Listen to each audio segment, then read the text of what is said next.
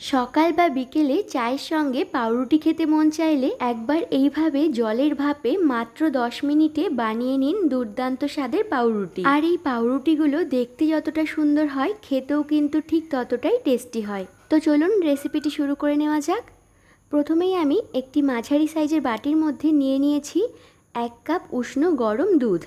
এখন এর মধ্যে দিয়ে দেব 1 টেবিল চামচ ড্রাই ইস্ট, 1 টেবিল চামচ চিনি আর 1 টেবিল চামচ পাউডার মিল্ক। এবার সব কিছু এইরকম একটি হ্যান্ড উইক্স দিয়ে ভালো করে মিশিয়ে নিতে হবে। আপনারা চাইলে গুঁড়ো দুধটা নাও অ্যাড করতে পারেন, তবে এটা দিলে পাউরুটিগুলো খেতে কিন্তু অনেক টেস্টি হয়। এবার এর মধ্যে অ্যাড করব ওই একই কাপের 2 কাপ ময়দা। এখন সব কিছু এইভাবে একটু হাত দিয়ে ভালো করে মেখে নিতে হবে। আর এই ডোটা মাখার সময় একটু নরম করে মাখতে হবে, খুব বেশি শক্ত করে কিন্তু মাখা যাবে না। এই পর্যায়ে 1 টেবিল চামচ সাদা তেল দিয়ে আবারও সব কিছু ভালো করে মেখে নিতে হবে। আর এই তেলটা দেওয়ার জন্য কিন্তু চিটচিটে ভাবটাও চলে যাবে আর ডোটাও অনেকটা সফট হবে।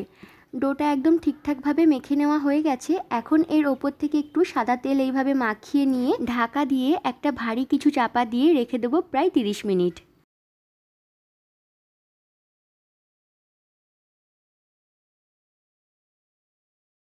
30 মিনিট পর একটি ছিদ্রযুক্ত থালা নিয়ে নিয়েছি। এখন এর মধ্যে সামান্য পরিমাণে একটু সাদা তেল ভালো করে মাখিয়ে নেব।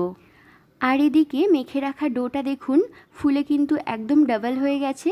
এখন আবারও 2 মিনিট হাত দিয়ে এইভাবে ভালো করে মেখে নিয়ে এটা থেকে কয়েকটা লেচি কেটে নেব।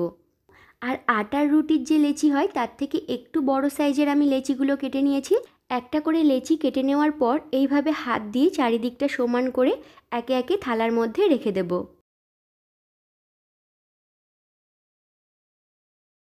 আপনারা এই লেচিগুলো নিজেদের পছন্দ অনুযায়ী ছোট কিংবা বড় সাইজের কেটে নিতে পারেন, তবে একটু ছোট করে লেচিগুলো কেটে নিলে এগুলো বেক হতে একটু কম সময় লাগবে। আর এগুলো থালার মধ্যে রাখার সময় একটু ফাঁকা ফাঁকা করে রাখতে হবে, কারণ এগুলো বেক হওয়ার পর কিন্তু ফুলে ডাবল হয়ে যাবে। এবার গ্যাস ওভেনে একটি কড়াই বসিয়ে তার মধ্যে 2 কাপ জল নিয়ে নিয়েছি। এখন থালাটাকে কড়াইয়ের ওপরে রেখে ঢাকা দিয়ে জলের ভাপে হতে দেব প্রায় 10 মিনিট। আর এই সময় কিন্তু গ্যাসের ফ্লেম লো টু মিডিয়ামে থাকবে। 10 মিনিট পর ঢাকনাটা খুলে নেব।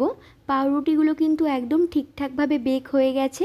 আর দেখুন কতটা ফুলেছে, আর এগুলো ভেতর থেকেও কতটা সফট আর নরম হয়েছে আপনাদেরকে দেখিয়ে দিচ্ছি। খুবই কম সময়ে তৈরি এই পাউরুটিগুলো চায়ের সঙ্গে খেতে কিন্তু দারুণ লাগে। তো বন্ধুরা, আজকে আমার এই রেসিপি ভালো লেগে থাকলে প্লিজ লাইক, কমেন্ট, শেয়ার করবেন। যারা ইউটিউব থেকে দেখছেন তারা প্লিজ আমার চ্যানেলটিকে সাবস্ক্রাইব করবেন। আর যারা ফেসবুক থেকে দেখছেন তারা প্লিজ আমার পেজটিকে ফলো করে পাশে থাকার অনুরোধ রইল।